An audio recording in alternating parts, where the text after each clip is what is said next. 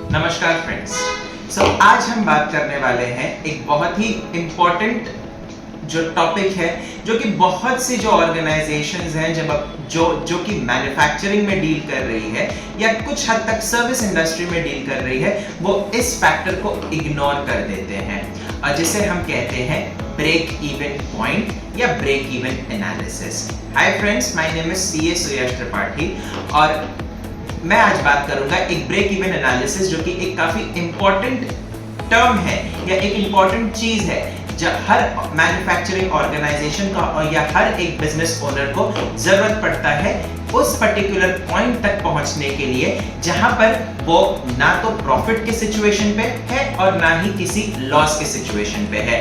उस सिचुएशन को हम कहते हैं ब्रेक इवन पॉइंट। अब फॉर एग्जांपल के तौर पे लेट्स से आप किसी प्रोडक्ट में डील कर रहे हो और वो प्रोडक्ट का जो कॉस्ट है वो है 100 रुपीज। मतलब आप वो प्रोडक्ट को जो आप बेच रहे हो उसका सेलिंग प्राइस है 100 रुपीज। अब उस प्रोडक्ट को बनाने के लिए जो रॉ मटेरियल लगता है, जो कोई उसके पीछे का जो छोटा मोटा खर्चा होता है जिसे हम वेरिएबल कॉस्ट कहते हैं, उसका कॉस्टिंग हो जाता है 60 रुपीज। तो नेट नेट आप कितना कमा रहे हो एक प्रोडक्ट बनाने के पीछे? 100 माइनस 60 विच इज 40 रुपीज। ये 40 रुपीज को हम क्या कहते हैं? कंट्रीब्यूशन पर यूनिट या कंट्रीब्यूशन पर प्रोडक्ट। बट सिर्फ हमारा खर्चा वहीं तक ही सीमित नहीं है। आपके ऑफिस में स्टाफ है जिसको आप सैलरी पे कर रहे हो, आपके ऑफिस अगर आप रेंटेड प्रीमाइसेस पे हैं तो आप रेंट पे कर रहे हो, आप इलेक्ट्रिसिटी दे रहे हो, आपके बहुत सारे ऐसे खर्चे भी हैं जो डायरेक्टली प्रोडक्ट के रिलेटेड नहीं है बट इनडायरेक्टली वो आपके ऑर्गेनाइजेशन की नीड है।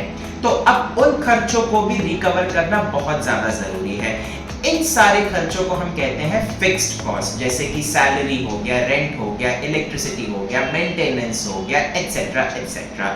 ये आप चाहे कितना भी प्रोडक्ट बनाइए, ये कॉस्ट तो आपको बेयर करना ही पड़ेगा।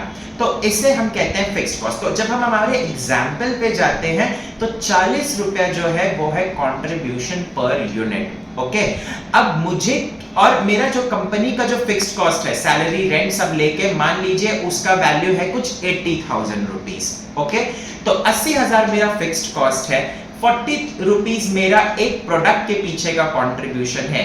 तो मिनिमम मुझे कितना प्रोडक्ट बनाना चाहिए ताकि मैं बिजनेस में प्रॉफिट कमा सकूं या मैं ऐसी सिचुएशन पे रहूं जहां पर मैं नो प्रॉफिट या नो लॉस पे रहूं।